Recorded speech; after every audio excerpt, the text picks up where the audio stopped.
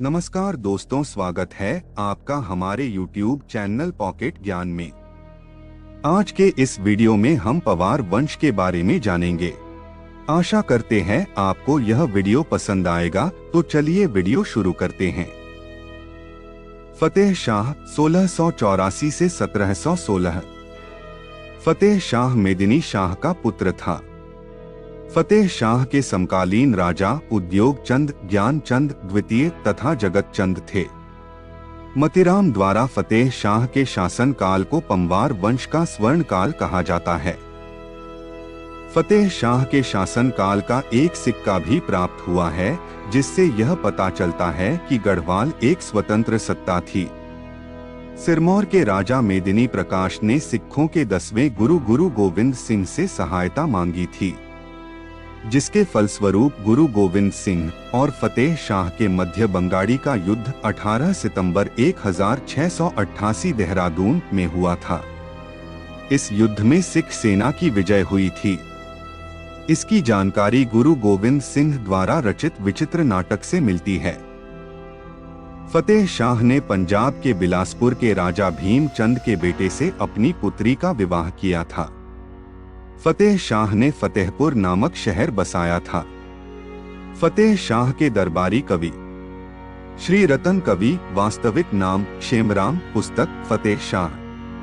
कविराज सुखदेव, पुस्तक वृत्त विचार। जटाधर या जटाशंकर, पुस्तक फतेह शाह कर्ण ग्रंथ। भूषण कवि, पुस्तक फतेह प्रकाश। इस पुस्तक में फतेह शाह को सील का सागर, हिंदुओं का रक्षक, उदंडों को दंड देने वाला शासक बताया गया है। मतीराम की पुस्तक छंदसार पिंगल वृत्त कौमुदी, यह दोनों पुस्तकें फतेह शाह से संबंधित है। मतीराम ने ही गढ़वाल को फतेह शाह के शासन काल को स्वर्णकाल कहा है। मतीराम ने छंद पिंगल में फतेह शाह की तुलना भगवान शिवजी से की है। फतेह शाह को प्रेमानुरागी कहा जाता है, क्योंकि यह संगीत, साहित्य और चित्रकला से अधिक प्रभावित था। इसी कारण मोलाराम ने फतेह शाह को प्रीतम शाह कहा है। यह एक धार्मिक राजा था। यह नाथ पंथ का अनुयायी था। इसके शासनकाल में चंद राजा उधोत चंद ने गढ़वाल में आक्रमण किया था तथा बधानगढ़ जीत लिया था। सम्राट चंद्रगुप्त, विक्रमादित्य तथा अकबर की भांति फतेह शाह के दरबार में भी 9 रत्न थे। ये 9 रत्न हरिदत्त थपियाल, कृतिराम कन्हौला, शशिधर डंगवाल, बासवानंद बहुगुणा, हरिदत्त नौटियाल, रुद्रदत्त कमोठी, खेतराम दसमाना, सुरेशानंद बर्थवाल, सहदेव चंदोला थे। सिखों के 7वें गुरु हर राय के पुत्र राम राय द्वारा गढ़वाल में शरण ली जाती है। फतेह शाह ने गुरु राम राय को सम्मान दिया तथा देहरादून में एक गुरुद्वारे का निर्माण का भी स्वागत किया। गुरु राम राय ने देहरादून में धामावाला झंडे दरबार साहब गुरुद्वारा बनाया था। गुरुद्वारा के आय हेतु 3 ग्राम खुंडाबुड़ा, राजपुरा, चामासारी भी दान स्वरूप भेंट किए। 1699 में झंडा मेला इन्हीं के नाम से शुरू हुआ था। पृथ्वीपति शाह की मृत्यु के बाद रानी कटौची फतेह शाह की संरक्षिका बनी थी। 1703 में ज्ञानचंद द्वितीय व फतेहपति शाह के मध्य दुधौली का युद्ध लड़ा गया था। इस युद्ध को ज्ञानचंद द्वितीय ने औरंगजेब की सहायता से जीता था। फतेह शाह के 2 पुत्र थे, उपेंद्र शाह तथा दिलीप शाह। उपेंद्र शाह 1716। उपेंद्र शाह ने कुछ समय तक ही शासन किया था। 22 वर्ष की उम्र में ही उपेंद्र शाह की मृत्यु हो गई थी। दिलीप शाह 1717। दिलीप शाह का शासनकाल सबसे छोटा था। प्रदीप शाह 1717 से 1773। प्रदीप शाह के समकालीन चंद शासक दीप चंद तथा कल्याण चंद थे। प्रदीप शाह का शासनकाल सबसे लंबा था। इसकी संरक्षिका राजमाता कनक देई थी। प्रदीप शाह एक मोकविलासी राजा था। प्रदीप शाह के समय में कुमाऊं व गढ़वाल के मध्य अच्छे संबंध थे। इसी समय चंद पर रोहलों ने 1744-45 में आक्रमण किया था। इस युद्ध में प्रदीप शाह ने चंदों की सहायता की थी। प्रदीप शाह के दरबारी कवि मेधाकर थे। मेधाकर ने ही प्रदीप रामायण ग्रंथ लिखा था। प्रदीप शाह ने मोलाराम को संरक्षण दिया था। प्रदीप शाह के मंत्री चंद्रमणि डंगवाल ने श्रीनगर में मंगलेश्वर मंदिर का निर्माण किया था। राजा प्रदीप शाह के शासनकाल का एक सिक्का लखनऊ के म्यूजियम में उपलब्ध है। प्रदीप शाह की मृत्यु लकवा से हुई थी। ललित शाह 1773 से 1780। यह प्रदीप शाह का पुत्र था। दीपचंद मोहन चंद ललित शाह के समकालीन राजा थे। ललित शाह के शासनकाल में कुमाऊं में गृहक्लेश चल रहा था। इसी कारण कुमाऊं के चाणक्य कहे जाने वाले हर्षदेव जोशी ने ललित शाह को कुमाऊं पर आक्रमण करने को कहा था। बीच हुआ था जिसमें मोहन चंद पराजित हो गया था। इस युद्ध के दौरान मोहन चंद ने भागकर रामपुर के नवाब फैजुल्ला खां के यहाँ शरण ली थी। इस युद्ध को जीतने के बाद ललित शाह ने अपने पुत्र प्रद्युम्न शाह को कुमाऊं का राजा बनाया था। प्रद्युम्न शाह ने बाद में स्वयं को राजा दीपचंद का दत्तक पुत्र घोषित कर प्रद्युम्न चंद नाम ग्रहण किया था। 1779 में ललित शाह व सिखों के मध्य सिरमौर का युद्ध हुआ था। ललित शाह की मृत्यु मलेरिया के कारण दुलंडी नामक स्थान पर हुआ थी। ललित शाह के 4 पुत्र थे, जयकृत शाह, प्रद्युम्न शाह, प्राक्रिम शाह तथा प्रीतम शाह। जयकृत शाह 1780 से 1786। प्रद्युम्न चंद जयकृत शाह का समकालीन राजा था। जयकृत शाह के समय सिखों ने गढ़वाल पर आक्रमण किया था। इस युद्ध में सिखों की सेना विजय रही थी, जिसके फलस्वरूप सिखों को 4000 वार्षिक कर या राखी नामक कर देना स्वीकार किया, जिससे कि सिखों के आक्रमण से बचा जा सके। जयकृत शाह के राज्यकाल में उनके मंत्रियों एवं पदाधिकारियों के मध्य सदैव ही तनाव रहता था। मंत्री और पदाधिकारी सदैव षड्यंत्रों में व्यस्त रहते थे। इसमें कृपाराम डोभाल, खंडूरी आदि थे। श्रीनगर के गवर्नर घमंड सिंह मियां द्वारा कृपाराम की हत्या कर दी जाती है। कृपाराम डोभाल एक अत्याचारी मंत्री था। जयकृत शाह एवं प्रद्युम्न शाह सौतेले भाई थे तथा इन दोनों भाइयों में परस्पर शत्रुता थी। जयकृत शाह के द्वारा अपने भाई को कुमाऊं के सिंहासन से हटाने के लिए विद्रोही मोहन चंद ने सहायता की थी। इसी कारण प्रद्युम्न चंद ने गढ़वाल पर आक्रमण कर दिया था। प्रद्युम्न शाह ने पहले देवलगढ़ को लूटा तथा उसके बाद श्रीनगर पर आक्रमण कर दिया था।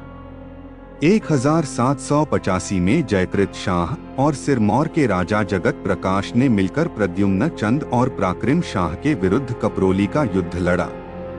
इस युद्ध में जयकृत शाह विजय रहा था। युद्ध जीतने के बाद जयकृत शाह देवलगढ़ के राजराजेश्वरी मंदिर गया था। इसकी जानकारी प्रद्युम्न चंद को मिली तो प्रद्युम्न चंद ने गढ़वाल पर आक्रमण कर दिया तथा 3 वर्ष तक प्रद्युम्न चंद ने श्रीनगर में ही निवास कर शासन करने का प्रयास किया। 3 वर्षों के बाद प्रद्युम्न चंद वापस कुमाऊं आ गया था। प्रद्युम्न चंद के कुमाऊं वापस जाने के बाद जयकृत शाह ने पुनः बागडोर संभाली, लेकिन जयकृत शाह के परम विश्वास पात्र धनीराम ने ही जयकृत को धोखा दे दिया। इसलिए जयकृत शाह ने षड्यंत्रों से परेशान होकर 1784 में देवप्रयाग के रघुनाथ मंदिर में चले गया था। मंदिर में जाने के चौथे ही दिन जयकृत शाह का देहांत हो गया था। इतिहासकार मौलाराम के अनुसार जयकृत शाह के साथ उसकी 4 रानियां सती हो गई थी। 1785 में हर्षदेव जोशी के नेतृत्व में कुमाऊं की सेना ने गढ़वाल पर आक्रमण किया तथा देवलगढ़ व श्रीनगर में लूटपाट की थी। इसलिए उत्तराखंड के इतिहास में इसे जोस्याड़ी कांड भी कहा जाता है। जयकृत शाह के शासनकाल के दौरान रोहिलों के द्वारा देहरादून पर भी आक्रमण किया गया था। जयकृत शाह का दरबारी कवि मोलाराम तोमर था। जयकृत शाह के द्वारा मोलाराम को 60 गांव जागीर में दिए थे। प्रद्युम्न शाह या प्रद्युम्न चंद 1786 से 1804। प्रद्युम्न शाह गढ़वाल में शासन करने वाला अंतिम स्वतंत्र शासक था। मोहन चंद प्रद्युम्न शाह का समकालीन शासक था। प्रद्युम्न चंद गढ़वाल व कुमाऊं दोनों जगह शासन करने वाला एकमात्र शासक था। कुमाऊं में प्रद्युम्न चंद ने 1780 से 86 तक शासन किया तथा उसके बाद गढ़वाल में 1786 से 1804 तक शासन किया था। प्रद्युम्न शाह के दरबार में कैप्टन हार्डविक आया था। प्रद्युम्न शाह ने कुमाऊं का राजा बनने के लिए स्वयं को दीप चंद का दत्तक पुत्र घोषित किया था। प्रद्युम्न शाह के समय उत्तराखंड में 1786 में गुलाम कादिर ने आक्रमण किया था। गुलाम कादिर ने अनेक धार्मिक स्थलों को नष्ट किया था, इसलिए प्रद्युम्न शाह के काल को रक्तरंजिस की क्रांति कहा जाता है। 1790 में गोरखाओं में कुमाऊं पर आक्रमण किया था तथा कुमाऊं के अंतिम राजा महेंद्र चंद को हवालाबाग के युद्ध में पराजित किया तथा चंद वंश पर अपना अधिकार कर लिया था। अगले ही वर्ष 1791 में गोरखाओं ने गढ़वाल पर आक्रमण कर दिया, लेकिन गोरखाओं की सेना पौड़ी के लंगूरगढ़ से आगे नहीं बढ़ पाई। फलस्वरूप 1791 में पंवारों तथा गोरखाओं के बीच लंगूरगढ़ की संधि हुई। इस संधि के साथ पंवारों ने गोरखाओं को कर देना प्रारंभ किया था तथा गोरखाओं के द्वारा दोबारा आक्रमण न करने का वचन दिया गया था। 1791 में गोरखाओं की तरफ से सेनापति अमर सिंह थापा और हस्तीदल चौतरिया थे। 1795 में गढ़वाल पर अकाल पड़ा, जिससे इकबनवी रावणवी भी कहते हैं। 1803 में गढ़वाल में विनाशकारी भूकंप आया। इस स्थिति का लाभ उठाकर गोरखों ने पंवारों पर आक्रमण करने की पुनः योजना बनाई। 14 मई 1804 को गोरखों व पंवारों के मध्य युद्ध हुआ, जिसे खुड़बुड़ा युद्ध देहरादून भी कहा जाता है। इस युद्ध में प्रद्युम्न शाह मारा गया। फलस्वरूप पंवार राज्य की हार हुई और गढ़वाल पर गोरखों का अधिकार हो गया था।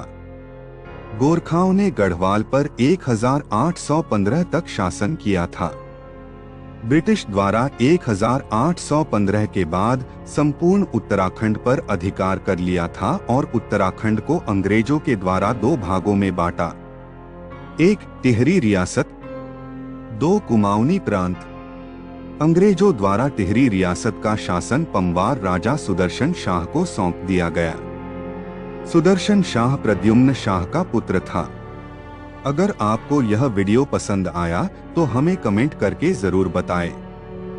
अगर आपको यह वीडियो पसंद आया तो इस वीडियो को लाइक व शेयर जरूर करें और हमारे चैनल को सब्सक्राइब करना ना भूलें।